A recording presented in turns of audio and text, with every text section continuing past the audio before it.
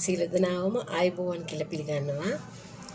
මම රැකියාව කරන අතරතුරේ මට හිතුණා පොඩි දැනුවත් කිරීමක් කරන අපේ ලංකාවේ ජනතාව චූටි වීඩියෝ එකක් කරන්න ඕනේ කියලා. ඉතින් මම දැන් සේවය කරන්නේ කුවේට් එකේ. ඉතින් මම දැනට ගිහිල්ලා තියෙනවා මේ කුවේට් එකත් එක්ක මැද පෙරදිග රටවල් 3ක සංචාරය සඳහා රටවල් 2කට ගිහින් තියෙනවා. සෞදි අරාබිය, ඩුබායි, කුවේට් එකේ තමයි රැකියාව කරලා තියෙන්නේ. මෙතෙක්කල් වසර ගණනාවක් 10ට වැඩි වසර 10කට වැඩිය මම කුවේට් එකේ රැකියාව කරලා තියෙනවා. විවිධ රැකියාවන්. ඉතින් මම මේ අද ඉන්න තැනට එන්න මට දෙවියන් වහන්සේ විශාල වරප්‍රසාද රාශියක් දීලා තියෙනවා. මම මුලින්ම මගේ ආගමේ හැටියට මම රෝමානු කතෝලික. මම මගේ ආගමේ හැටියට මම දෙවියන් වහන්සේට ස්තුතිවන්ත වෙනවා. මේ මොහොත දක්වා මාව රැගෙන ඇවිල්ලා මට ජීවත් වීමට මේ ආකාරයෙන් ජීවත් වීමට අයිතිය ලබා දීලා තියෙනවට මම දෙවියන් වහන්සේට පළමුව ස්තුතිවන්ත වෙනවා. අදෘශ්‍යමාන අපි ආදාන ආගම අනුව අපිට අදෘශ්‍යමාන බලවේගයක් කින් පවතින දෙවි කෙනෙක් ඉන්නවා. මම විශ්වාස කරන විදිහට මගේ ආගමේ හැටියට මම විශ්වාස කරන්නේ දෙවියන් වහන්සේ. ඒ දෙවියන් වහන්සේගේ ආශිර්වාදයේ බැල්ම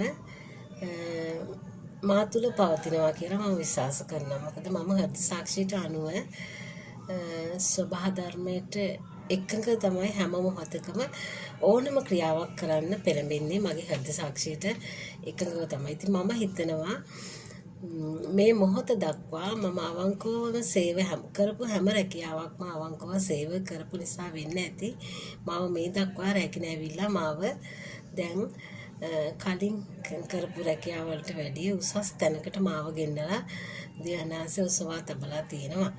ඉතින් මා හිතනවා මම විශ්වයත් එක්ක සම්බන්ධ වෙලා නිතරම ආගමට ධර්මයට ලැබිව කටයුතු කරන නිසා තමයි මට සියලුම බාධක මට කියන්න බැරි තරම් බාධක ප්‍රමාණයක් මගේ ජීවිතයට ආවා.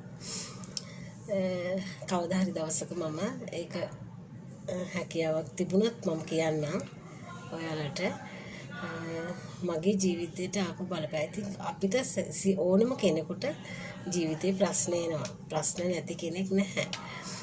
ඒ කිසිම කෙනෙකුට ප්‍රශ්නයක් මම හිතන්නේ මේ ලෝකේ ප්‍රශ්නයක් නැති මිනිස්සෙක් ඉන්නවා කියලා. හැම ජීවිතයකටම ප්‍රශ්න එනවා. ප්‍රශ්න ආවයි කියලා අපි ප්‍රශ්න මැත්තේම නැහෙන්න ඕනේ නැහැ. ඒ ප්‍රශ්න ආවයි කියලා ඒක ප්‍රශ්නයක් කරගෙන ජීවත් වීමට අවශ්‍යත් නැහැ. ප්‍රශ්නයක් ආවනම් හරි. ඒ ආපු මොහොතේ ප්‍රශ්නෙට විසඳුමක් දෙන්න පුළුවන් නම් ඒ වෙලෙ දෙනවා.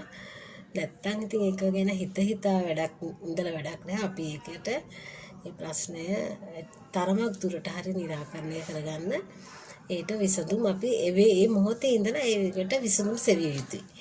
ඒක ගැන හිතා ඉඳලා වැඩක් නෑ. අපි ක්‍රියාත්මක විය යුතුයි. අපිට මොන හරි ප්‍රශ්නයක් ආවොත් ඒක තරමක් දුරට හරි විසඳ ගන්න අපි ක්‍රියාවේ යෙදවිය යුතුයි. ඕනම දෙයක් මම කියන්නේ. ඉතින් මම මේ විශේෂයෙන් කතා කරන්න ගත්තේ අපේ චූටි ලෝකෙ චූටි තිතක් වගේනේ අපේ ලංකාව තියෙන්නේ. ඉතින් ලංකාවේ එච්චර චූටි රටක නමුත් ලෝකේ කියන්න බැරි තරම් ලස්සන විශාල ස්වභාවික සම්පත් ප්‍රමාණයක් අපේ ලංකාවේ තියෙනවා. ඒ සම්පත් වල වටිනාකම අපි ගැඹුරින් අධ්‍යයනය කරොත් ඒවැ වටිනාකම ඇත්තටම ලංකාවේ ජනතාව හිතන්නේ නැහැ. පිට රටවල් වලට ඇවිල්ලා විදේශ රටවල් වලට ඇවිල්ලා අපි සේවය කරනකොට තමයි අපිට දැනෙන්නේ මේ රටේ තියෙන ස්වභාවික සම්පත් අනුව තව ඒ රටවල් වල තියෙන දේශගුණික තත්ත්වය අනුව අපිට අපේ ලංකාව කොච්චර වාසනාවන්ත උතුම් රටක්ද කියලා අපිට ඇත්තටම අපිට දැනෙන්නේ වෙන රටක අපි සේවය කරනකොට තමයි. බලන්න අපි හිතුවේ නැතු වුණාට අපේ ලංකාවේ ස්වභාව ධර්මය ගැන හිතන්න. අපේ ලංකාවේ ස්වභාව ධර්මය ගැන හිතනකොට අපිට හිතන්න පුළුවන් පළමුවම අපිට ලැබිලා තියෙන දේශගුණික තත්ත්වය. ලංකාවේ මාස 6ක් හොඳින් වර්ෂාව පවතිනවා. මාස 6ක් සූර්යාලෝකය හොඳට ලැබෙනවා. ඉතින් අපිට ඇත්තටම අපි ඒ ගැන නොහිතුවට වෙන රටවල් වල ජීවත් වෙන අයට වර්ෂාව අවුරුද්දකට එක සැරයක් දෙකක් වගේ තමයි වර්ෂාවක් දකින්න ලැබෙන්නේ. ඒත් අපේ ලංකාව තරම් හොඳ ලස්සනට ඇදහැලෙන ලස්සන වර්ෂාවක් ලස්සනට පිරිසිදු වතුර ගලාගෙන එන වර්ෂාවක් ඒ රටවල් වලට මම හිතන්නේ ලැබෙනවා කියලා. සමහර රටවල් වලට කුවේට් එකේ වුණත් එහෙම තමයි හොඳ ලස්සන වර්ෂාවක් අපිට දකින්න නැහැ. ඒ වතුර අපිරිසිදුයි. වර්ෂාව වැස්සත් එක්ක කළු පාටයි දුඹුරු පාටයි යන්නේ වගේ තමයි අපිරිසිදු ජලය තමයි අපි දකින්නේ. ඉතින් අපේ රටේ මිනිස්සු කොච්චර වාසනාවන්තද. මාස 6ක් වහිනවා. මාස 6ක් හොඳට සූර්යාලෝකේ පායනවා. අර මාස 6 ඇතුළත අපිට ඉර එළිය දකින්න ලැබෙනවා. වෙන රටවල් වල සෑහෙන කාලයක් බලාගෙන ඉන්න ඕනේ ඉර එළිය ලැබෙන්න. අයිස් මිදෙන රටවල් වල සූර්යාලෝකේ නැහැ. ඒ මිනිස්සු හරිම අපහසුතාවයකට පත් වෙලා හීටර් දාගෙන නේද විදුලිය නිෂ්පාදනය කරලා කෘත්‍රිම විදිහට තමයි මිනිස්සු ජීවත් වෙන්නේ. ජීවිතේ ගමන ගෙනියන්න ජීවිතේ ගැට ගහගෙන යන්නේ. ඉතින් මම චූටි දෙයක් ගත්තේ ලංකාවේ තියෙන දේශගුණික තත්ත්වය ගැන විතරයි ගත්තේ. ඒ දේශගුණික තත්ත්වය ගැන එහෙම බැලුවම අපේ ලංකාවේ ඊට අමතරව විශාල සම්පත් ප්‍රමාණයක් තියෙනවා. ගංගා ඇල දොළවල් වෙන රටවල නැහැනේ. මුහුදු වතුර තමයි මේ අපි උනත් මේ බීමට ගන්න මුහුදු වතුර. ඒවා පිරිසිදු කරලා තමයි මෙහි ගංගවල් ඇලවල් දොළවල් ඒව නැහැ. ඉතින් කොච්චර වාසනාවන්තයිද අපේ ලංකාවේ ජනතාව. ඒ උල්පත් වලින් එන ජලය බීමට ගන්න පුළුවන් උල්පතින්.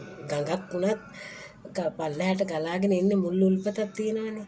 ඒ උඩ හරියෙන් මිනිස් ජනතාවට බොන්න බීමට ජලය ගන්න පුළුවන්. ඉතාමත් පිරිසිදුයි ගලාගෙන එන ජලය. ඉතින් වතුර නැති වෙන්නේ නැහැ.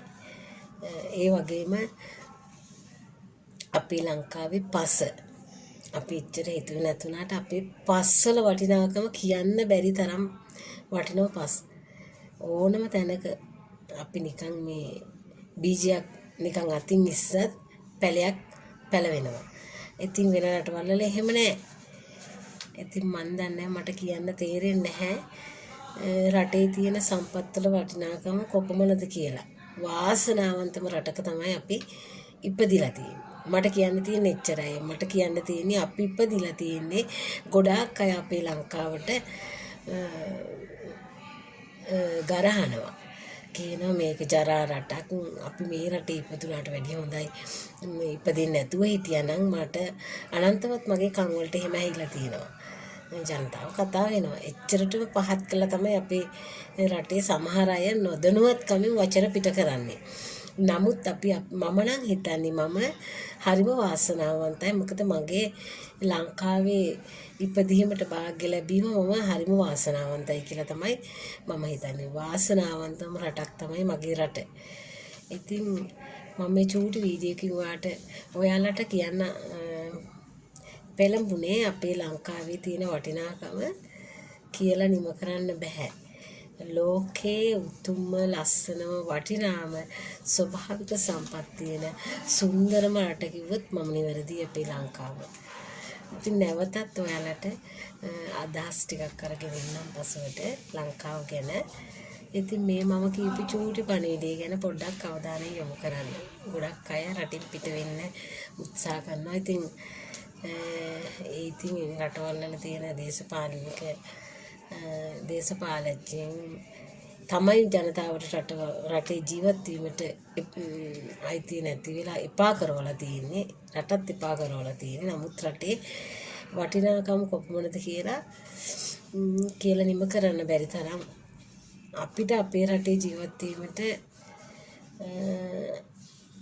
ඉඩ සලසා නොදෙන්නේ අපේ රට පාලනය කරන අපි ලොකුයි උසස් කියලා හිතන